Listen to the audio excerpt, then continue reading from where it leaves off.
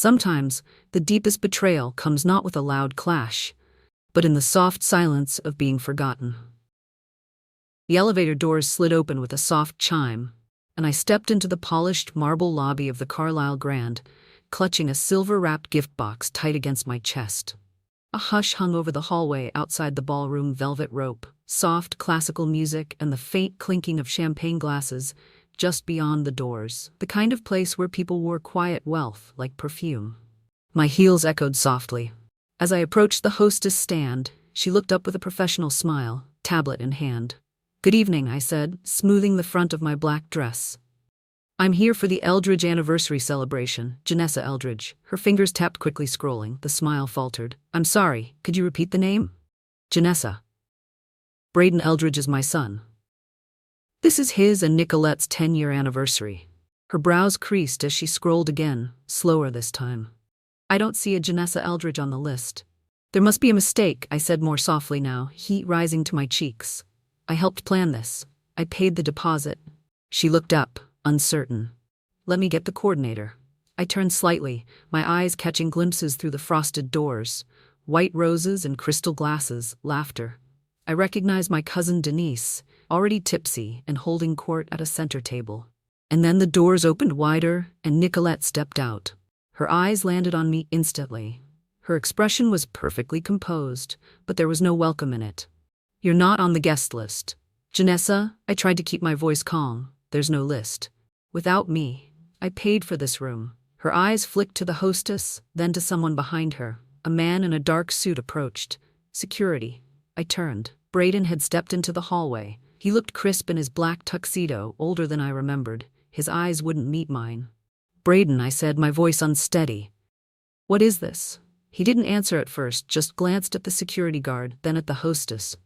"I told you not to come," he murmured. "This isn't the time." The air drained from my lungs. I stood there, frozen, surrounded by laughter and light, but feeling like I'd been shoved into a shadow. The guard stepped forward. I didn't argue, I didn't cry. I walked toward the elevator. Still holding the box silver wrapping blue ribbon inside, 2 matching watches engraved still ticking. It wasn't always like this. There was a time when Braden used to run through the house with bare feet and cereal-stained pajamas, shouting. Mom looked like I was the center of his entire world. I still remember the weight of his small hand in mine as we walked into the funeral home the day we said goodbye to his father.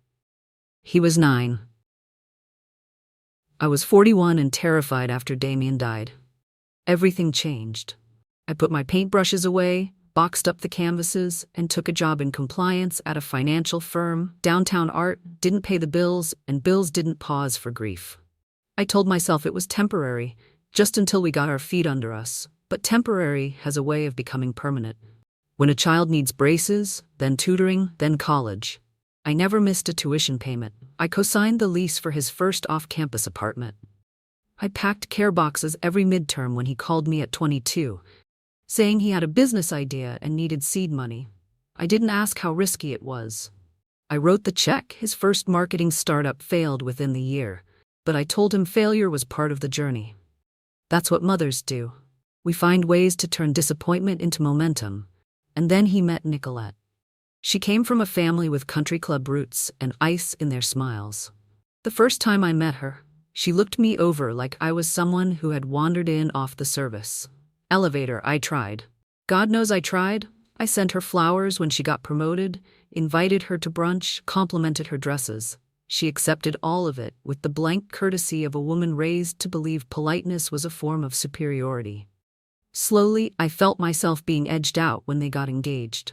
I found out through a Facebook post, a glossy photo of Nicolette's hand, her diamond the size of a blueberry, and a caption. "That said," he asked. I said. Yes, there was no call, no invitation, not even a text. I congratulated them anyway. A week later, Braden emailed me a link to a luxury resort. "In Valmere, we're thinking of this for the honeymoon. Do you think you could?" No apology, no acknowledgement, just a trailing question and an unspoken expectation. I booked it that night. I also wrote a check for the down payment on their first home.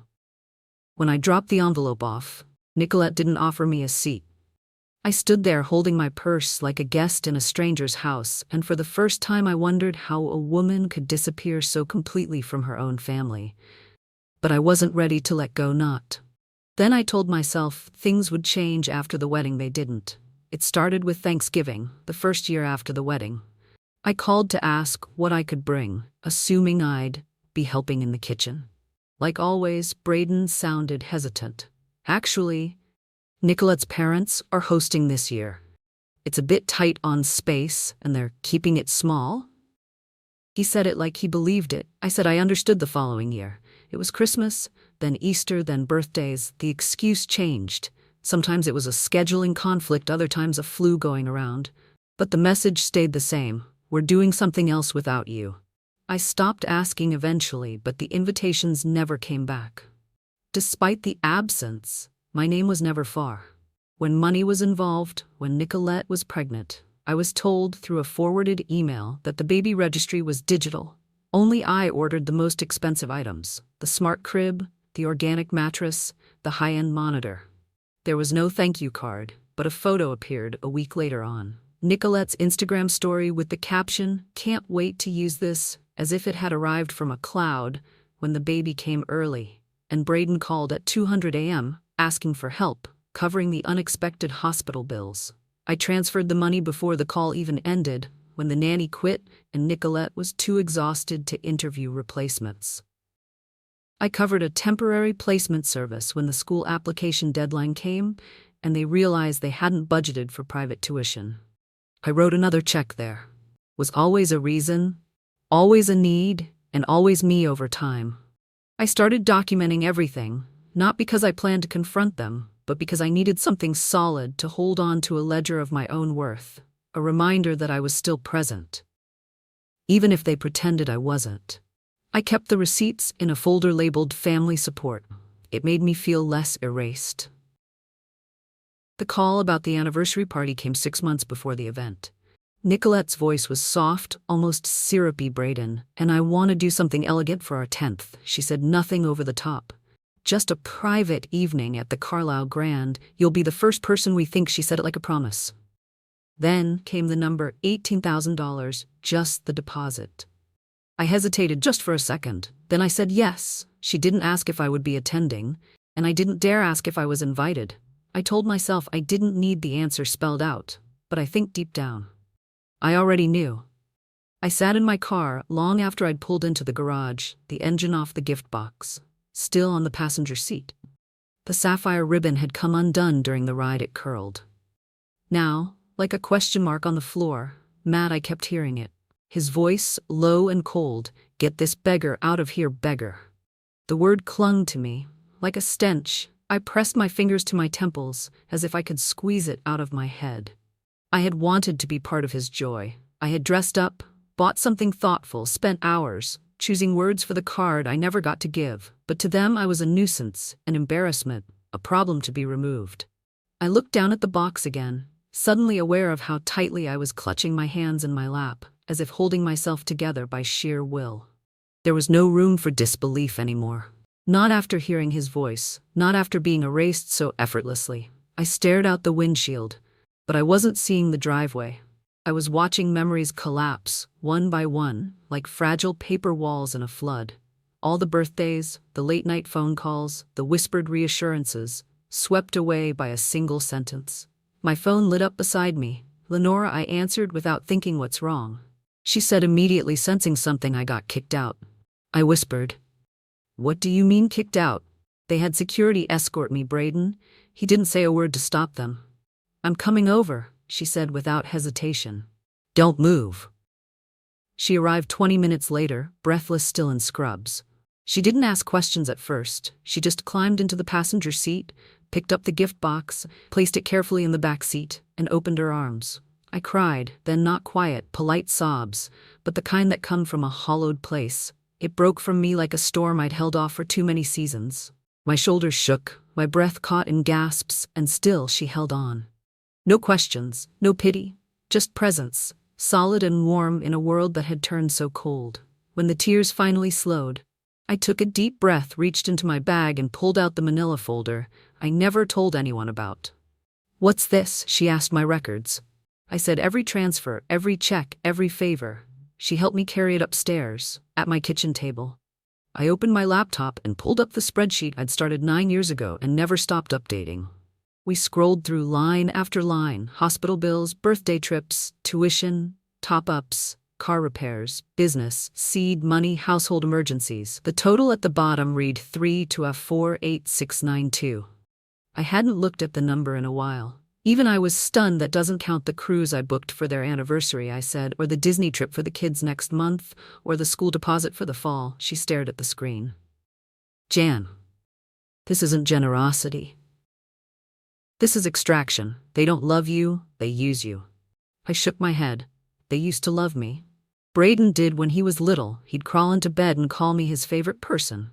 Now I only hear from him when a bill's due." Lenora reached for my hand. "You don't deserve this." "No," I said, finally steady, "but I allowed it. I made it easy." We sat in silence. I scrolled up the spreadsheet again, eyes landing on the column labeled family support. Then I opened a new tab and created a second one: cancellations. The next morning, I woke with a clarity I hadn't felt in years. It wasn't joy or relief. It was colder than that, still like stepping into a room you've been locked out of for a long time and finding the air untouched, waiting. I made coffee, opened my laptop, and pulled up the spreadsheet first. The cruise 7 nights through Alaska's Inner Passage. I had booked it 3 months ago, as their anniversary gift, complete with balcony suite and private excursions. I dialed the travel agent, confirmed my identity, and said I need to cancel this reservation. There was a pause. She read me. "The cancellation policy, a small fee." I agreed without flinching. "Refund the balance to my card," I said, "and please don't notify the passengers. I'll handle it next." The Disney trip for the twins. I had arranged every detail: flights, hotel, VIP, park tours. When I called to cancel, the rep asked if I wanted to reschedule. "No," I said, "full cancellation, please." Then came the school deposit. I emailed the admissions office, explaining that the tuition deposit for Landon Eldridge would not be completed. No explanation offered, just a clean break. Finally, the golf club Braden's name was on the account, but I was the one paying the annual fees. I called the membership director and requested non-renewal. "Well, be sorry to lose them." He said I won't be. I replied and ended the call. I opened a blank email, typed slowly, carefully. Subject: financial support, final notice. Please redirect all future charges to Braden and Nicolette Eldridge effective immediately. I will no longer provide financial contributions, guarantees, or coverage of any kind. This decision is final. No apology, no justification, just the boundary clearly drawn. Then I did one last thing. I wired $18,000, the same amount I had given for the anniversary party, to a local scholarship fund under Damien's name. He had been a public school teacher before cancer took him. I told the foundation it was for students from single-parent homes with artistic aspirations. I added a small note in honor of quiet sacrifices. No one sees when the confirmation came through. I sat for a long time staring at the screen. I felt hollow, but it was a clean hollow, like a wound, finally cleaned out, even if it still stung. I picked up my phone and blocked their numbers, one by one, not out of hatred, not even out of anger, just necessity. I needed space where their demands couldn't follow me, and for the first time, silence felt like protection, not punishment. That afternoon, I took the folder from my desk drawer, the one where I had kept every receipt, and moved it to the trash. I didn't shred it, I just didn't want it nearby anymore.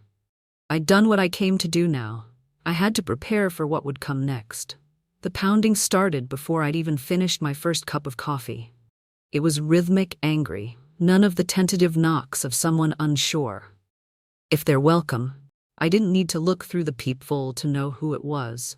I opened the door slowly, keeping my hand on the frame. Braden stood in front, jaw-tight eyes. Sharp. Nicolette was just behind him. Arms crossed, lips pressed into a thin line. Her mother, Evangeline, hovered at the edge, sunglasses still on, despite the morning light. "What is going on?" Braden demanded, stepping forward without waiting for an invitation. "You canceled everything." Nicolette followed the Disney trip, the cruise, Landon's school deposit. Evangeline made a sound of disapproval in her throat, like she was witnessing a social offense more than a family fracture. I stepped aside. "Come in." If you're here to talk like adults, they filed intense and silent. I motioned toward the dining table already set with a manila folder and a printed spreadsheet. I had anticipated this. You're punishing us, Braden said, pacing. Now this is about the party, isn't it? No? I said this is about a decade. Nicolette scoffed. We didn't ask you to do those things you offered. I tapped the spreadsheet gently. This is everything I've contributed to your lives. Over the last 9 years, itemized, dated, labeled. Evangeline stepped closer to skim the list. Her expression didn't change. That's money, Nicolette said, not love. No, I replied quietly. That was me trying to earn love to stay relevant, to be included. I gave because I thought I mattered. Braden sat down heavily. You do matter. Then, why didn't you look at me? I asked. He looked confused. I pulled my phone from the table and hit play on a voice memo. It was quiet at first, the murmur of voices from the lobby of the Carlisle Grand. Then the security guard's voice. She's not on the list. Sir. A pause, then Braden's voice, unmistakable. Just get rid of her. The room fell into a stunned silence. I stopped the recording. You didn't even look at me. I said again, my voice steady. You knew I was there. You knew I paid for the room you were standing in, and you let them treat me like a stranger. Braden put his head in his hands. Nicolette folded, her arms tighter. That was a misunderstanding. She said no, I replied. That was clarity. That was everything I needed to hear. I waited a moment, not for an apology, but just to see if one would come naturally. It didn't. Their silence was louder than any confession. In that space between words, I realized they still didn't see it. Not the betrayal, not the weight of their dismissal. They only saw an inconvenience being inconvenient again. Evangeline stepped forward, then cool and polished. This is deeply unfortunate, she said, but you're blowing it out of proportion. I turned to her. I didn't invite you here to be measured. I invited you to listen. She turned away without another word. Nicolette stood. Well, figure out the deposits ourselves. I nodded. Braden lingered for a moment longer. I didn't think you'd actually cut us off. I didn't think you'd let me be thrown out, I said when they left. I closed the door, slowly behind them, hands still on the knob, long after the click of the lock. In the stillness that followed, I didn't cry, I didn't pace. I walked to the kitchen, poured myself another cup of coffee, and sat in the chair I had pulled out for them, but never used. 6 weeks passed. Not all at once, not cleanly, but slowly like a tide. Retreating after a storm, the days came quiet and uneventful. I didn't count them. I just let them move through me. I filled the silence with routine morning walks, black coffee therapy once a week with a woman named Gwen who didn't flinch. When I said things like, I think I raised someone who doesn't see me as a person, she nodded, asked thoughtful questions, gave no promises of healing, but reminded me that awareness was a kind of freedom. I pulled my paints from the closet. My brushes had stiffened, some too far gone to save, but I didn't throw them out. I lined them up across the table like familiar ghosts and began again. Not to sell, not to impress, just to remember what it felt like to create something that didn't ask for anything in return. The money I'd once earmarked for Nicolette's kitchen, remodel, or Landon's tuition, I put it somewhere new. A small grant fund in Damien's name, nothing flashy, just a quiet envelope of possibility for single mothers trying to claw their way out of financial control. I kept the first check anonymous. That felt right. One afternoon I opened the mailbox to find a pale pink envelope with crooked handwriting inside. Was a sheet of lined paper covered in purple ink. Dear Grandma, I miss you. Mommy says you're mean, but I know you're kind. I liked your necklace and your cookies. Do you still paint? Love, Miriam. I sat at the kitchen table holding it for a long time. Her small voice slipped through every wall I had built. I pulled out my stationery and wrote back that night. I didn't mention her mother. I didn't ask for visits. I just told her about a painting I was working on and that I missed her too. That painting would become the centerpiece of the first exhibition I'd had in 20 years. I didn't plan it. One of Gwen's friends from a gallery saw my work and made the suggestion. I said no 3 times before finally agreeing. The piece I submitted last was the one I'd avoided finishing. It had started as a table full of people, blurred faces, shadowed eyes. But over time I painted each one out until only the table remained and one chair pulled out, slightly waiting. I didn't name the painting at first, then I remembered something Damien once said after Braden's 5th birthday party, when everyone left and it was just the three of us, eating leftover cake in a quiet kitchen.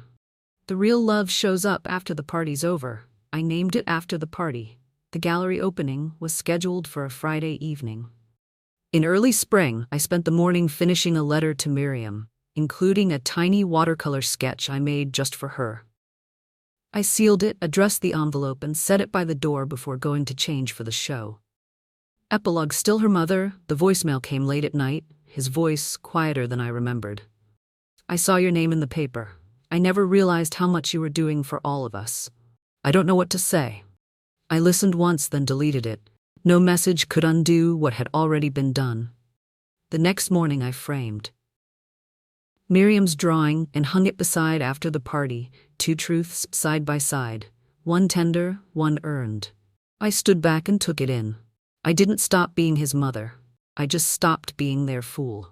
So the story has ended. Our wonderful friends, are you still here at this hour? If you are, that means something in this story has touched a corner of your heart, hasn't it? It's not just a story about a mother and her son, it's a story about boundaries, self-worth, and rediscovering who we are when we stop measuring our value by what we give others. We've all been Janessa at some point, giving, hoping, quietly fading in the background until we don't recognize ourselves anymore. But the beauty of this story is that it reminds us, it's never too late to come back to yourself. As the Stoic philosopher Epictetus once said, no man is free who is not master of himself. Janessa didn't find healing by confronting others. She found it by confronting her own silence, reclaiming her voice, and finally choosing herself. This story asks each of us, what do you keep giving out of obligation rather than love? What have you delayed for the comfort of others? And most of all, what would happen if, just once, you chose you? So if you're still here, maybe this is the sign, to pause, to protect your peace, to paint again, even if your brushes are stiff. If this story meant something to you, even just a whisper, please like, share, and subscribe to the channel. Maybe someone out there is waiting for a story like this to remind them they're not alone. Let's keep telling the truth, even when it hurts. Let's keep choosing ourselves, even when it's hard. And let's never forget, real love shows up after the party's over.